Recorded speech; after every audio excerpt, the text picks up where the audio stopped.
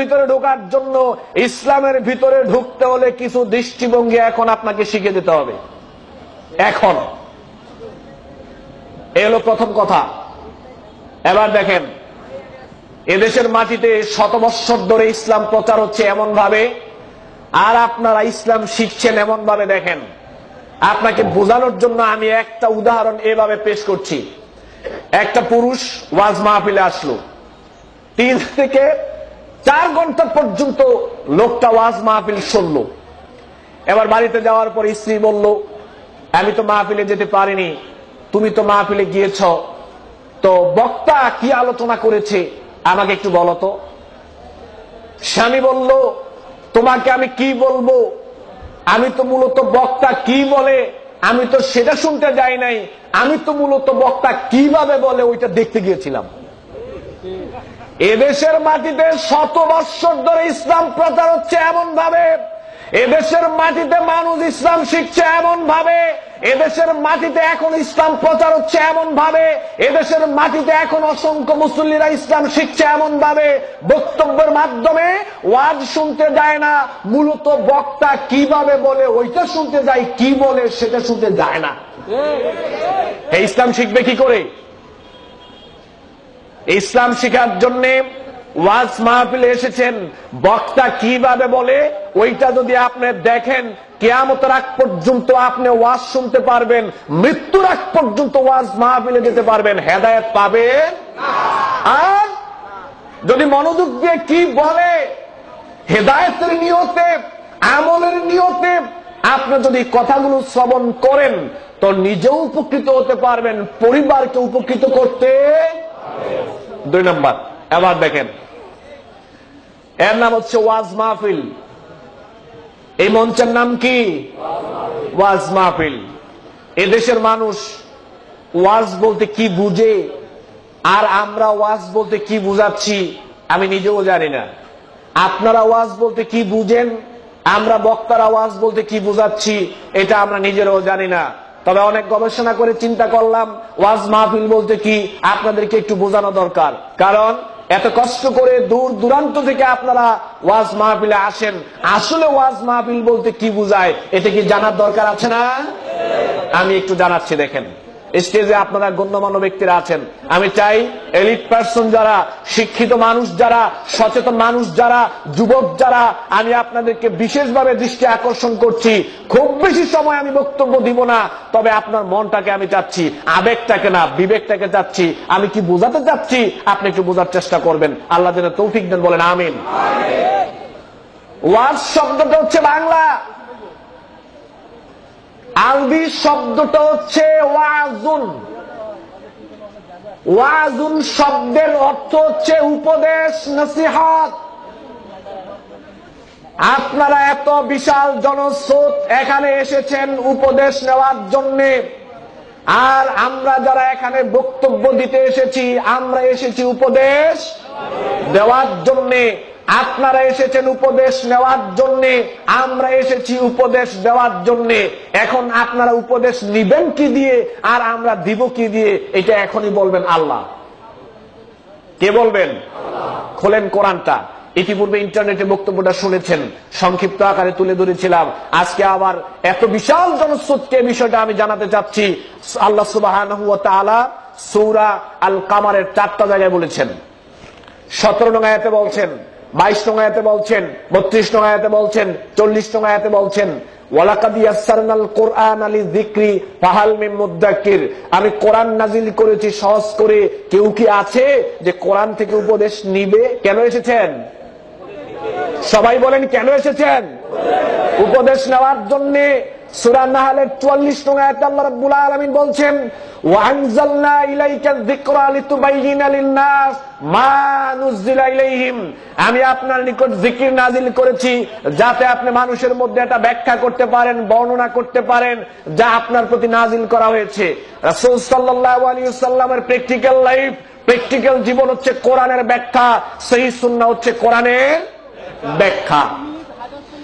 এবার আল্লাহ রাব্বুল আলামিন আমাদেরকে যে কথাটা বুঝাতে চাচ্ছেন সেটা হচ্ছে, আমরা এখানে এসেছি উপদেশ নেওয়ার জন্য, আবার আমরা এসেছি এখানে উপদেশ দেওয়ার জন্য। আল্লাহ সুবহানাহু ওয়া তাআলার বক্তব্য হচ্ছে, যারা উপদেশ নিতে এসেছো আর উপদেশ নিতে এসেছো, তোমাদেরকে লক্ষ্য করে বলছি, উপদেশ নিতেও হবে কোরআন এবং হাদিস নিয়ে, উপদেশ দিতেও হবে কোরআন এবং হাদিস দিয়ে। ক্লিয়ার? এবার দেখেন, এদেশের মাটিতে যতগুলো মসজিদ রয়েছে, যতগুলো ওয়াজ মাহফিল রয়েছে, আমি বলবো না সব মাহফিলের কথা, অসংখ্য মাহফিল হচ্ছে এদেশের মাটিতে, বক্তব্য দেওয়া হচ্ছে, যেই মাহফিলে বক্তব্যের মধ্যে কোরআন হাদিস বলা তো দূরের কথা, বেশিরভাগ জায়গায় বলা হয় গল্প, গুজব, কিচ্ছা কাহিনী, মিথ্যা বানানো ঘটনা। কেন? ওয়াজ করার জন্য কি কোরআন হাদিস যথেষ্ট না? আল্লাহ বলছে ওয়াজ করবে কোরআন এবং হাদিস দিয়ে। ধর্মের মধ্যে এত পার্থক্য কেন? আলেম ওলামাদের মধ্যে এত মতভেদ কেন? আলেম ওলামাদের মধ্যে, ধর্মের মধ্যে এত ঝামেলা হওয়ার কারণ হচ্ছে, কিছু মানুষ চেষ্টা করছে কোরআন এবং হাদিস ভিত্তিক দিন প্রচার করার জন্য, আর কিছু মানুষ দিন প্রচার করছে গল্প গুজব কিচ্ছা কাহিনী দিয়ে। তো সংঘর্ষ তো হবেই। একই মঞ্চে আমি বসলাম, এই একই মঞ্চে আরেকটা বক্তাকে এনে বসান, আমি যে কোরআন থেকে কথা বলছি সে যদি একই কোরআন থেকে কথা বলে তো কোনো সমস্যা হবে? আমি এখানে কোরআন থেকে কথা বললাম, আরেকটা বক্তা এখানে বসে গল্প গুজব কিচ্ছা কাহিনী বলে চলে গেলে সংঘর্ষ তো হবে। সচেতন হতে হবে মসজিদ কমিটিকে, সচেতন হতে হবে জনস্রোতকে, সচেতন হতে হবে মসজিদের সভাপতিকে, সচেতন হতে হবে এলাকার দায়িত্বশীলকে, সচেতন হতে হবে সমাজের দায়িত্বশীলকে। যখন খতিব সাহেব মিম্বরে দাঁড়াবে, বক্তা সাহেব চেয়ারে বসবে ওয়াজ করার জন্য, হাতের মধ্যে কোরআন তুলে দিয়ে বক্তাকে বলবেন কোরআন থেকে কথা বলেন, ধর্ম জানতে চাই। খতিব সাহেবকে বলবেন, খতিব সাহেবের হাতে কোরআন তুলে দিবেন, খতিব সাহেবের হাতে হাদিসের কিতাব তুলে দিবেন, দিয়ে বলবেন কোরআন এবং হাদিস থেকে কথা বলেন, ধর্ম জানতে চাই, ধর্ম মানার পরে মেনে জান্নাত চাই। গল্প গুজব কিচ্ছা কাহিনী মানলে জান্নাত পাওয়া যাবে না। সচেতন আপনারা হন, সচেতন আপনারা হন। আপনারা সচেতন না হওয়ার কারণে সঠিক ধর্ম পাওয়া যাচ্ছে না। সঠিক ধর্ম পেতে হলে আপনাদেরকে সচেতন হতে হবে। একটা দৃষ্টিভঙ্গি দিয়ে গেলাম, সেটা হলো শুধুমাত্র আপনি বক্তাকে, খতিব সাহেবকে বাধ্য করেন কোরআন এবং হাদিস ভিত্তিক কথা বলতে। দেখেন, কোরআন এবং হাদিস ভিত্তিক কথা বলতে গেলে দেখবেন সঠিক কোনটা এটা এমনি বের হয়ে চলে আসবে। তাহলে উপদেশ নিতে হবে, দিতে হবে কোরআন এবং হাদিস থেকে।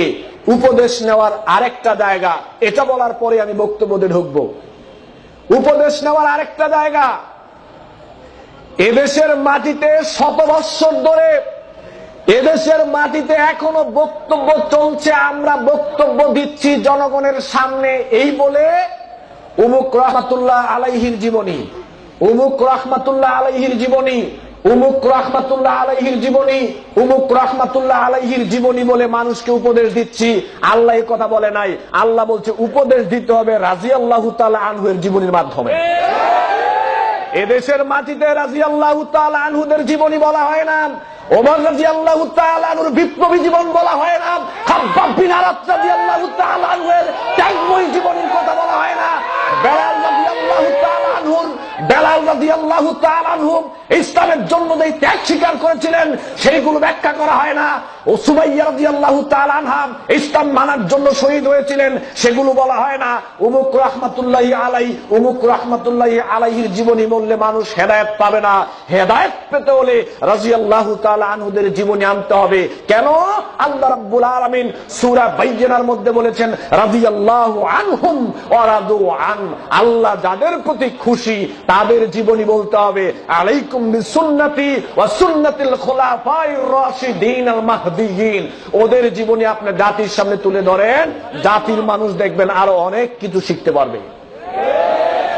তাই বলে আমি রাহমাতুল্লাহ আলাইহি যারা, তাদেরকে আমি ছোট করে দেখছি না, তবে সাহাবায়ে কেরামের তুলনায় তারা কি কিছু না, তাদের তুলনা সাহাবায়ে কেরামের সাথে চলে না। সম্মানিত উপস্থিতি, যে কোনো মানুষ আপনার সামনে বক্তব্য দেওয়ার সময় উমুক রাহমাতুল্লাহি আলাই, তুমুক রাহমাতুল্লাহি আলাই, উমুক রাহমাতুল্লাহি আলাইহির জীবনী যদি বলে ওয়াজ করে, ঠাস করে মাঝে থেকে দাঁড়িয়ে বলবেন যে হুজুর রাদিয়াল্লাহু তাআলা আনহুর জীবনী বলেন, ওয়াজ শুনতে চাই। রাদিয়াল্লাহু তাআলা আনহুর জীবনী বলেন, ধর্ম জানতে চাই। তাদের জীবনীর মধ্যেই খুঁজে পাওয়া যাবে ইসলামের দিক নির্দেশনা, ঠিক কিনা? তাহলে উপদেশ নেওয়ার তিনটা জায়গা, একটা হচ্ছে কোরআন, আর একটা রাসূল সাল্লাল্লাহু আলাইহি সাল্লামের সহিহ সুন্নাহ, আর একটা সাহাবে কেরামের যে সহিহ জীবনীগুলো, সহিহ ঘটনা কোরআন এবং সহিহ হাদিসে এসেছে, ওইগুলো থেকে উপদেশ নেওয়ার ছাড়া অন্য কোথা থেকে উপদেশ নেওয়া যাবে না। আবু বকর রাদিয়াল্লাহু তাআলা আনহু এর থেকে উপদেশ নিতে পারেন, এটা ইসলামের একটা অংশ, তাদের থেকে নিতে পারেন। কিন্তু উমুক রাহমাতুল্লাহি আলাইহি হেরা কি ইসলামের কোন অংশ? না, ইসলামের অংশ না। সম্মানিত উপস্থিতি, তাহলে এই যে দৃষ্টিভঙ্গিগুলো এখন আপনাদের সামনে আমি উপস্থাপন করলাম, এই যে দৃষ্টিভঙ্গিগুলো এখন আপনাদের সামনে উপস্থাপন করলাম, এটা কি কোন নির্দিষ্ট মাযহাবের, নির্দিষ্ট মতবাদের, নির্দিষ্ট কোন দলের কোন কারো দৃষ্টিভঙ্গি, না কোরআন সুন্নাহর দৃষ্টিভঙ্গি? তাহলে কোরআন সুন্নাহর দৃষ্টিভঙ্গি মোতাবেক যদি এদেশের মাটিতে বক্তব্য দেওয়া হয়, কোরআন সুন্নাহ মোতাবেক দৃষ্টিভঙ্গিতে যদি এদেশের মাটিতে খুতবা হয়, আর আমরা মুসল্লিরাও যদি কোরআন সুন্নাহ ভিত্তিক বক্তব্য শোনার, শ্রবণ করার জন্য যদি আমরা তৈরি হয়ে যাই, তাহলে কি আমাদের মধ্যে মতভেদ আরো কমে যাবে না? আল্লাহ আমাদের বুঝদান করুন, আমরা বলি আমিন। এই হলো ভূমিকা। এবার বক্তব্যের বিষয়। আজকে বক্তব্যের বিষয় হচ্ছে আল্লাহকে মানতে হবে দুই ভাবে। আপনার জীবনের জন্য অনেক মূল্যবান কথা আমি বলবো,